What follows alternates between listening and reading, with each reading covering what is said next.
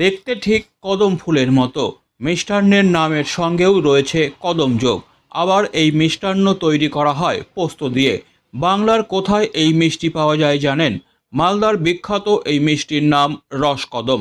আর 5টা মিষ্টির থেকে এই মিষ্টির স্বাদ সম্পূর্ণ আলাদা, কারণ এই একটি মিষ্টির মধ্যেই 3 রকম মিষ্টির স্বাদ পাওয়া যায়।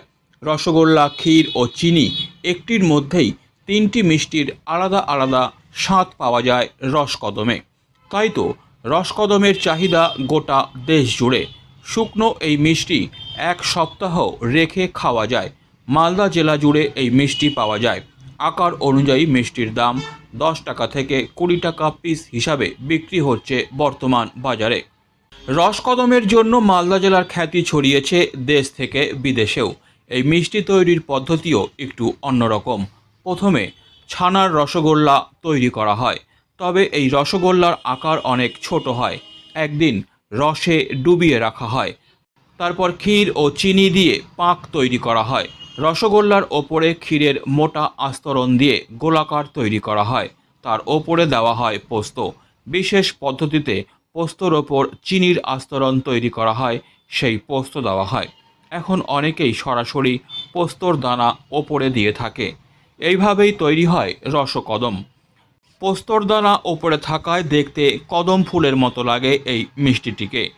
পশ্চিমবঙ্গের প্রতিটি জেলায় এই বিশেষ মিষ্টি পাওয়া গেলেও মালদা জেলার রসকদমের স্বাদই আলাদা। রসকদমের জন্যই মিষ্টি প্রেমীদের কাছে বিখ্যাত মালদা জেলা। কদম কিভাবে তৈরি করছেন আপনারা?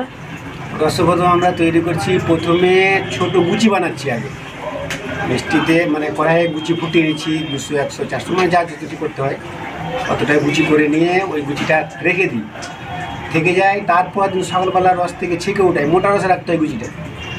ওটা উঠিয়ে মানে ছেঁকে শুকনো করতে হয়, শুকনো উঠিয়ে রসটা যেন একদম নিংড়ে যায়, রস যাতে না থাকে। তারপরে ওটাকে আমরা ক্ষীর, তারপরে চিনি এক জায়গাতে কড়াইয়ে দিয়ে পাক করি, পাক তৈরি হয়। তাক হিসাবে দেখতে হয় ওটা ঠিকভাবে পাকটা হলো কিনা। পাক হয়ে যাওয়ার পরে ওটাকে কড়াই নামিয়ে, কড়াই থেকে ঠিক ঠান্ডা ঠান্ডা মানে মিডিয়াম ঠান্ডা নামিয়ে ওকে তারপরে সে পিড়াতে ঘিস মেরে ওকে নিজের আয়ত্তে নিয়ে আসতে হয়। নিয়ে এসে ওই গুচি ভিতরে ভরে তারপরে এই দানাতে লাগাতে হয়। চিনির দানা, এটা চিনির দানাও এক্সট্রাভাবে তৈরি করতে হয়।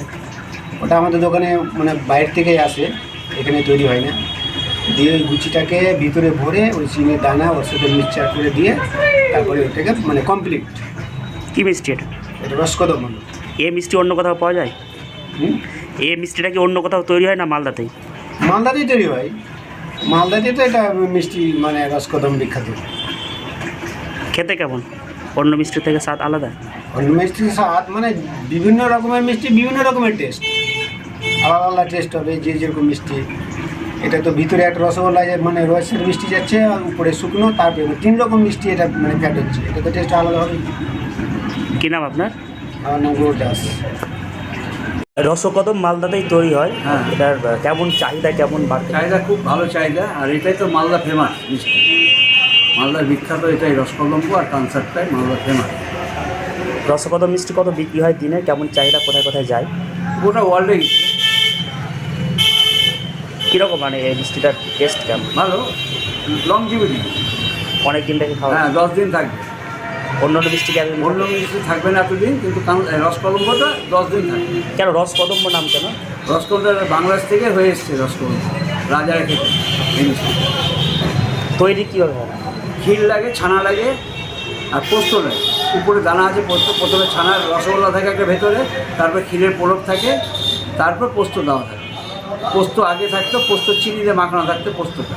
এখন সবাই ওই পাকটা জানে না বলে অনেকে কাঁচা পোস্ত দিয়ে দেয়, পোস্ত ভেজা চিনি লাগাতে হয়। দাম কেমন এখন? এখন 10 টাকা আছে আর 20 টাকা, 2 রকম সাইজ আছে। এরকম। আপনার দোকান থেকে কোথায় কোথায় গিয়েছে মিষ্টি? গোটা ওয়ার্ল্ডে গেছে। মালদার বাইরেও ব্যাপক? হ্যাঁ, বাইরেও গেছে। কী নাম আপনার? আমার নাম বিশ্বজিৎ সাহা।